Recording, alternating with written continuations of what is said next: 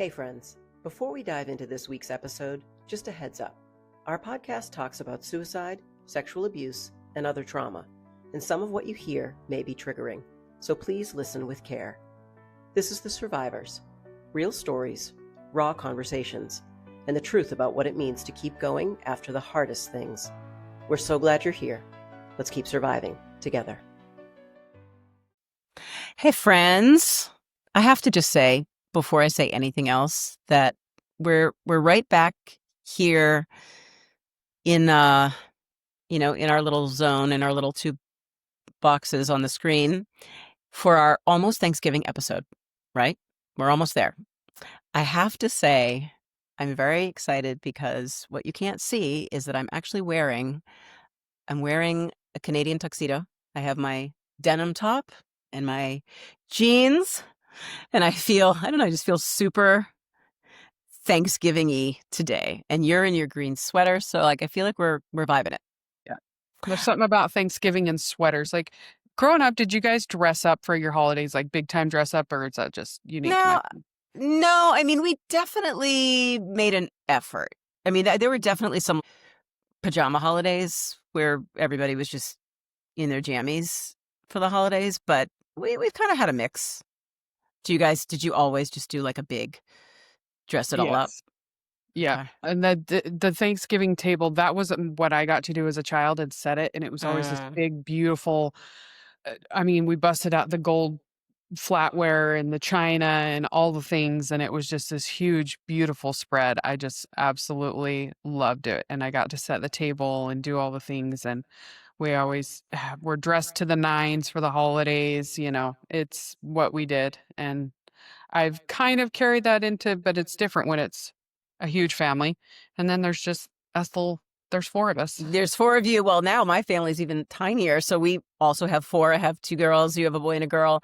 But one of my daughters is in Japan. So we are not Thanksgiving together anymore, unfortunately. Yeah. We're only together a couple of times a year, unfortunately. So ours is dwindling. And you started your life as a family of 20 kids. So you basically had a circus for every holiday when you were growing up in the FLDS with, multiple families and multiple moms and a million different chairs at the table. So, okay, let's talk about the holidays and grief and gratitude and Thanksgiving with some empty chairs, because that's what you and I talk about. We talk about surviving the hardest things, and it's a conflict this week, I think, that the world says this week is for gratitude.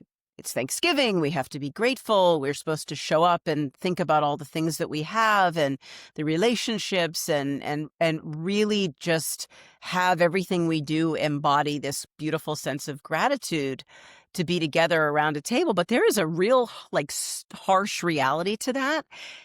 That is not the case for a lot of people. I know it's not the case for me. I have lost people who I continue to miss every single year who are not around my table anymore. You have lost 5 of your brothers to suicide in the recent, history of your life. And when you're grieving and you've lost someone, whether it be to suicide or any other kind of loss, your table does not feel the same anymore. It just doesn't. There is an empty chair, or maybe more, or in your cases, half the table is empty.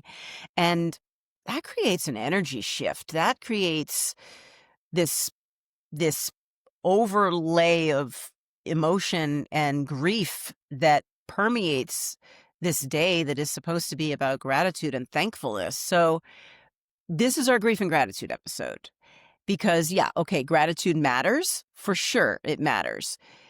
It's powerful, it's necessary, but it doesn't erase grief. They have to exist side by side. And I think that that's okay. And I think that that's necessary. And I think that's the whole point of having a conversation like this. So let's start by just let's do the thing that you and I have now gotten in the habit of doing. Let's name the tension of this week. Let's name the weirdness of this week. Because culture says, be thankful, be joyful. Post the perfect table setting. Make sure your IG story looks great. Meanwhile, grief is like tucked in the corner. Like, what about the person who's not here? So I'm curious, and I'm asking you directly. When you hear me say holiday season, Thanksgiving season, what does your body feel like? As someone who has lost 5 siblings to suicide, and your father and your grandfather, what does that feel like inside you? What kind of pressure does that create? I g The holidays have kind of become really sad for me, to be perfectly honest, because it's just a stark reminder of what used to be and no longer is, Mm-hmm. and the emptiness, because growing up with so many siblings, our holidays were chaotic and beautiful and fun, and now it's just a reminder as each passing, loss we've endured, they're just one less person at the table. And as we've gotten older, we kind of everybody's kind of shifted to doing their own little thing with their own little family, which is normal. Most people have had children and things like that, but it doesn't feel the same. Yeah, it's really sad and heartbreaking almost. Yeah, yeah, I get that. And that's it right there. That's the truth of it, that holidays can be beautiful and they can be brutal at the same exact time. I want to talk about the pressure part. Can we talk about the pressure part? Mhm. Like there's this, I don't know how much you feel it. I know I feel it at times. A lot of survivors, like you and I have both survived multiple suicide losses. A lot of survivors feel a lot of guilt during the holidays. Like, should I even be grateful? How can I possibly be grateful?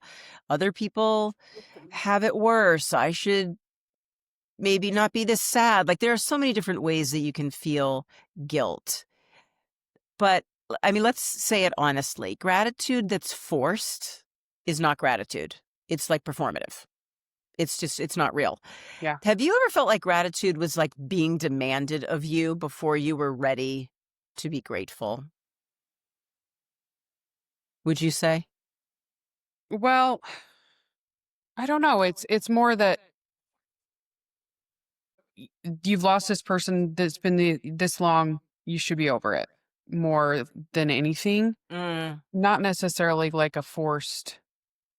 And as again, with each loss, we've gotten more real about just if somebody's feeling really down, because one person could be fine one day and then the next they're not. And it's learning to show up for each other on those hard days, and learning to be there and support each other, especially if it's a holiday. Like I'm sure it's really hard for our moms. Oh, I'm Um, sure. and so just being extra kind to them and things like that. So yeah, what about for you? Do you Yeah, feel like it's worth?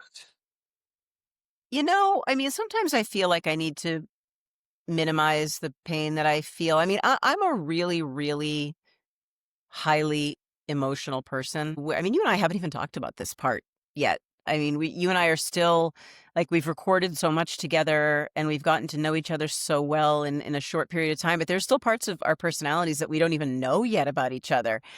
And this is fun for me to be able to say to you, hey, by the way, I'm a really highly emotional person who feels everything and cries over every silly little thing. There are definitely times when I feel like I shouldn't maybe let it out the way I'm feeling it. I don't want to contaminate, maybe that's the wrong word, but I don't want to influence the vibe of an occasion by feeling sad. So maybe I try to suppress that a little bit or minimize that a little bit. But I have the benefit of having been dealing with the losses that I've been dealing with for so many decades with my family, with my kids, with my husband, that it's kind of integrated into everything. Like everyone knows to expect that there is that mixture of sadness and gratitude and joy. So I guess I'm kind of lucky in the way that I don't really feel a lot of pressure if I tear up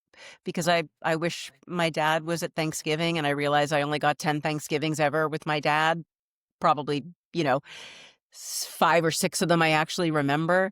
Yeah, I get sad and I let myself, but I guess I'm lucky in that way that I don't really feel like I have to hide anything. I know a lot of people though who do, and I'm sure a lot of people who are listening feel, especially like if they're the ones hosting, how could they possibly have it be anything less than a perfect, ideal day full of all the goodness of the holiday? But it's hard. I mean, you can be grateful for what you have and still be heartbroken at the same time. I think both things can be true at the same time. Don't I mean, Yeah. that's I feel that way. Well, I mean, and it's interesting that so that pressure to have it look a certain way, I feel that when I lived in Utah. So I grew up in Utah. I lived there for the first 30 years. Then my husband and I moved across the country to Virginia. We lived there for 6 years. COVID happens, circumstances change. We moved back to Utah for 2 years. And I definitely feel like the pressure that I feel for the holidays was more there when I'm around my family because there is that expectation. And it's again stems from how we were raised that everything needs to look and be perfect. And that's also a Utah culture thing Well, that you were also a member of the FLDS polygamy cult. You had, three mothers in the household and 20 children.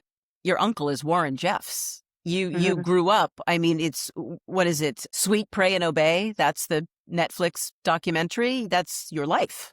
Keep sweet. Yeah. Right. That's keep Keep sweet. sweet, Yep. pray, and obey. And that was your life. Well, I mean, I have to say that yes, he was a big part of it, but my parents kept us, they still kept us away from and let us think for ourselves because my mom, she hated Warren and didn't want to have, and my dad certainly didn't respect him. And so we were still allowed to be and do, but we were still going to school. So it was just this weird mixture of yes, he had influence over our lives, but he didn't have as much influence as, say, other people in the church did because they gave it to him. They let Mm. him have that much power. My parents were strong enough to stand on their own and be like, no, we're not going to allow you to influence us this much. And as certainly as time went on, and we left in 97. So we still had some life left, to live without him. And I mean, he just continued to get worse. And he actually took away the holidays. That's the other crazy thing is we were allowed to celebrate Thanksgiving and 4th of July. We didn't get to celebrate Christmas. But as time went on and he gained more and more power, he took away the holidays and you weren't allowed to celebrate them. And I do remember my last year in Alta Academy, the school that he was the principal of, he had taken away Thanksgiving. And I left to go home and to celebrate Thanksgiving. And I remember my classmates were shunning me and just we know you're going home to celebrate Thanksgiving and that's against the rules and things like that. In my mind, I was just kind of like flipping on the bird, Right, right, you right. Well, know? talk about a conflict. I mean, talk about exactly what we're talking about, like wanting to be joyful, but then being so stifled or being so inhibited from being able to experience the holiday the way you would maybe have wanted to. Yeah. So we still did. And we continued to celebrate. And when we were finally excommunicated and we left and we got to put Christmas lights on our house for the first time and outside of our house. Can you imagine I how can exciting that was? I can't imagine. I can just see in your face how exciting it was. And it was just like because we grew up on a compound and Warren lived on that compound and my grandfather lived on that compound and they would drive past our house to get to their house. And so when we got to put those Christmas lights, it was just this big giant FU. What a way to tell Warren Jeffs to to screw off. Put up Can you some imagine Christmas with lights. Christmas lights? I think it's brilliant. I love it. Absolutely love it. So, all right. So let's talk about the empty chair part of the holiday. And obviously we're talking about Thanksgiving because we're on the verge of Thanksgiving. But Christmas is coming after and it's the season. So there are going to be a lot of empty chairs around a lot of tables for the next couple of months. So survivors feel that. I know I feel that. I mean, my dad's been gone 47 years. And it's not like we actually have a physical empty chair there for my father, but like I'm just aware of that. I know that he's supposed to be at the table. When you sit at a table when someone is missing, what does that moment in your life, like, I'm thinking of you now, 5 brothers who are now gone. What does that feel like in your brain and in your body? Do you kind of brace for it? Do you go silent? Do you disconnect? Like, what is happening when you're looking at a table? I know you said that you're with your husband and your 2 children, and it's not like the big, huge family event anymore, but it's gotta still be with you. What does it feel like? It definitely is there, and again, when we were back in Utah for 2 years, I definitely felt it more, and actually Corey, he was the 3rd brother to commit suicide. He did it in the middle of November, so right before Thanksgiving, Mm, and we just tried our best to get through it, and I hosted Thanksgiving. It's not for not my entire family came, but a vast majority of them did, and, I set a spot for Corey. And I had the name tags and all that stuff, and I had his journal because I wrote his obituary, so I happened to have his journal, and so I placed it there, and so we were all very aware that particular Thanksgiving, and it did feel empty, and I remember my son Dominic, he'd saw the spot, and he cried, and it really hit him hard, and so that Thanksgiving in particular was incredibly difficult and getting through that whole holiday season. Subsequent holidays after that, and we've lost 2 brothers in the early 2000s. I don't know, I feel like we just kind of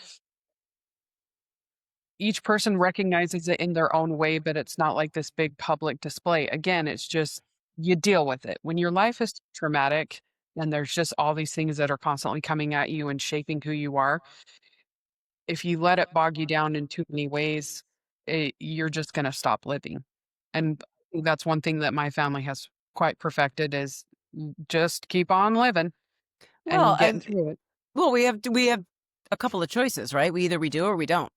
And Mhm. it's unfortunately I'm not trying to oversimplify, but that's it. Those are your choices. You either continue going forward, and it doesn't matter how quickly, doesn't matter how big your steps are or how many of the steps you take. It just means forward motion is forward motion, and you do that at your own pace. It's hard. It's really really hard to be so acutely aware of who is not there with you when you're celebrating those special times. And I'm not just talking about Thanksgiving. I mean, whether it be a holiday or it be a graduation or it be a wedding or like you don't think I was so joyful on my wedding day, but also so deeply sad that my father was not the one walking me down the aisle, or when my daughters were born, or the fact that my husband and my kids have never met my dad. So these the way that we take all this in during those times is, like you said, it's very, very personal. And I've, for myself, learned to just let it flow through me. There's no other way. Like to try and block it out, I can't do that. I'm only speaking for myself. If I'm having a shit day and I'm somewhere and I'm thinking about my father and I'm missing him and wishing he was there and really feeling it in my heart, I let myself feel it. Like, what other choice is there to just pretend it's not affecting me? I can't do that. And I feel like I'm honoring him and I'm honoring myself and what I need at the same time. So, you said that your family's kind of perfected their strategy. Like, that's mine. I sit in the shit when I have to. And then I get up and I move forward. And we all do it in different ways. So, okay, creating new rituals where you can kind of hold joy and you can hold grief at the same time. Like, how do we do that? Let's shift the rest of the conversation into a conversation where we talk about possibility.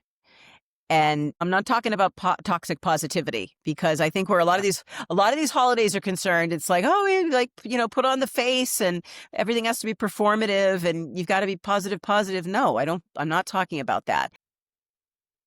I'm talking about creating maybe new rituals that allow space for the reality of us being okay and not okay at the same time. So for you, what what have you done?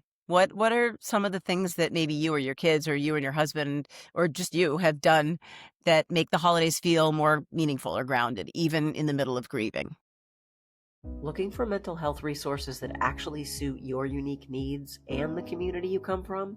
Then you need to check out the Help Hub, the most inclusive free online platform filled with the mental health resources, tools, treatment options, and trauma informed content to help you navigate whatever mental health challenge you're facing in the moment.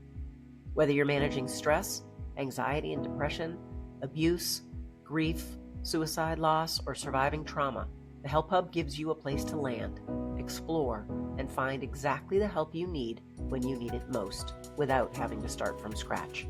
Visit thehelphub.co.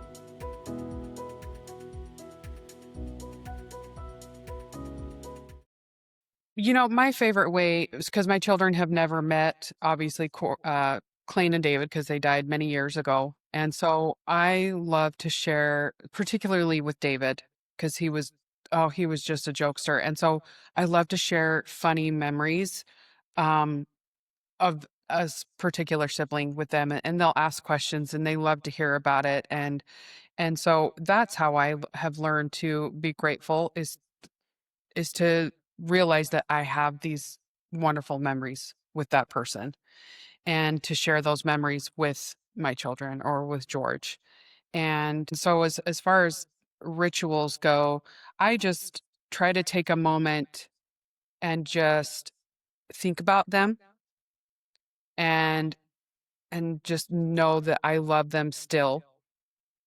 And with most of them, I do have like a something that I took of theirs, as we're clearing out their things. And so it's just little things like that, just reminding myself that it's okay to miss them and to have something. It sounds so dumb, but to have a blanket or a towel that I have of Brandon's that every time I wash that towel and I fold it, I think about him. It's not dumb. It's not. That is so not dumb. You know what? It made me think when you said that you had like something physical of his. So I'm not wearing it right now, but I try to, especially on the holidays. And I do at different points, like on the anniversary of my father's death, I'll try to put it on. My dad had one of those old ID bracelets, the like thick identification bracelet with his name on it. And I got that sized for myself when he passed away. And I wore that for years and years and years and years. And I just do a quiet little personal ritual of putting that on Thanksgiving. So that's kind of always dangling there. I feel it. It's heavy, so it's always kind of in my brain that it's on me and he's with me. And rituals don't have to be big productions. They can be very small, personal, quiet little acknowledgments. And so I do that. And then I have a couple of my dad's old sweatshirts, which now my dad was a pretty tiny man. I think I would probably tower over my father right now. I mean, he was barely over 5 feet and I'm 5'4". So he was a pretty tiny little man. And I will sometimes like try and squeeze into one of his sweatshirts. Just, even sometimes when I'm home alone and Dave is traveling and I'm just kind of feeling a little sad. It doesn't have to be a holiday. I just, I'll pull it out and I'll put it on just to feel close to him. Because it's just a reminder. It's just like, hey, we haven't forgotten you. You're here. So those are the things that I do. And of course, like I have shared the stories of my father, the things that I remember with my kids to the point where they're like, oh my God, are you really going to tell us that again? Like I do that all the time so that I feel like he's present. I feel like he's part of the conversation. He's there with us somehow. So there are a lot of different things that I try to do. And I think that it's so interesting for me to hear what other people do because there have definitely been times when I've heard what people do and it sparks an idea of something that I can do. And I think music is a wonderful way. I actually have a playlist that I listen to, and we have specific songs like The Rose by Bette Midler. Like that's Mhm. our family grief song. You put that song on, you want to see somebody ugly cry, like an Yeah. entire family ugly cry. Yeah. Yeah. And so and allowing myself in those quiet moments, like in the car, to drive and to listen to the music if I am feeling like I'm sad or I guess that's another ritual that I have, is allowing myself to hear the music and allowing it to move through me. And each person that I've lost, I have a particular song for. And I know several of my siblings do the same thing. Mm. And so that's a beautiful and powerful way to remember them. And I think the hard thing that people have with grief is they're so afraid of it because it is such a heavy thing to deal with. But if people can just allow themselves to be with it, even in short little bits, if that's all they can manage, but just allowing yourself to be with it and be Mhm. in it Mhm. allows your body to move through it faster. And I mean, there's everybody's on their own journey. And again, this my family has more experience with grief than probably 99.9% of the population. And so that's the biggest thing for us, is just allowing us to be with it in the moment and not be afraid of it. And You know what? not run from it. I think that's a big thing too. I love that you said that, and it's so powerful and important and true, and it just makes me think of how I've worked really hard, very intentionally, the last probably handful of years, more since the truth about my dad's suicide has come out, because I had to re-grieve his death for the second time in my life all over again. I lost him when I was 10 years old to what I thought was a heart attack, and 35 years later I learned out it was a suicide. So I had to re-grieve him all over again, and that grief in so many ways is still so fresh. And so what I've learned to do now, more recently, is really have a complete mind shift about what grief actually is. When I think about it in terms of what I now believe that it actually is, it totally reframes everything for me. Grief is love. Grief is love. I read a book several years ago. She's one of my favorite authors. Her name is Marissa Renee Lee. I talk about her a lot. And I've talked to her about her, I believe, on this podcast before. She wrote a book called Grief is Love. And it is just that. It is a reframing of why it is that grief hurts us so much. And when you stop and think about the fact that the reason why it's so deeply painful and hard is because of this deep, deep love that we have for this person, like, I would not actually want to stop grieving for my dad or my cousin or my friend who I've lost to suicide, or my grandparents or anyone who I've ever lost. I would never want to lose that feeling, as hard as that feeling is, because of what it symbolizes, because it's just another expression of love. So that what you just said just made me think of that, and in terms of something that's really kind of helped me, and just the simple reframing of what something is and why we feel it, to me, has been very powerful in how I move through moments like Thanksgiving, when I'm basting the turkey and crying while I'm basting sometimes because I'm thinking about my dad and I wish he was there. So yeah, it's a journey, right? It's a journey Mhm. for sure. So if if you're carrying grief this Thanksgiving, which I know a lot of people who are listening to us right now are, a lot of people are, here are a few things to hold on to. Gratitude and grief can sit together at the same table. They don't cancel each other out. They are each unique to each other, and one has nothing to do with the other, if you really break it down. You don't owe anyone a performance of faking happiness over the holidays. If you're sitting at the Thanksgiving table and you're not okay, don't be okay. If you don't feel like crying at the table, get up and cry in the bathroom. Get up and move to a safe place. Maybe grab a cousin or an aunt or your parent if you can, and tell them you're not okay. Tell them you want a hug. You don't have to perform. Your feelings are valid. And the last thing is, these small rituals that we talked about, even the private ones that we don't share with anybody, can really help make a lot of space for that love and that loss to coexist. So whatever works for you, do the thing. So as we head into Thanksgiving, to every survivor, whatever you're surviving, take what you need and try and leave what hurts. And if the table feels really, really heavy, it doesn't mean you're broken. It just means you're human. You're a human being and you're trying to survive. So next week, we're moving straight into domestic abuse and survival. We're going to align with the last bunch of days of the 16 days of activism against gender-based violence. And Natasha, you're going to be leading it. You're going to be leading some of the powerful truths that we're going to talk about in that episode. So in the meantime, happy Thanksgiving. Just hope you get what you need from the holiday, whatever it is that you need. And we'll see you all again next week. We'll be right back here, same time, same place. In the meantime, keep surviving. Happy Thanksgiving, everyone. Thanks so much for listening and for being part of the survivors community. No matter where you are in your story, you're not alone, and you're definitely not broken. Healing takes time, and it looks different for everyone.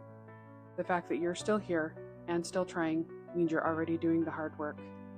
If something in today's conversation resonated with you, please share it with someone who might need to hear it too. That's how we keep these conversations going and remind each other that there's always hope. And if you or someone you know is struggling, please remember, help is always out there. You can call or text 988 anytime to reach a trained crisis counselor like me. And for more mental health resources, tools, treatment options, and content to support your mental health, visit thehelphub.co. We're so grateful you're part of the Survivors family, and we'll be back next week with another honest conversation about life after the hardest things. Until then, take care of yourself and your people, and keep surviving.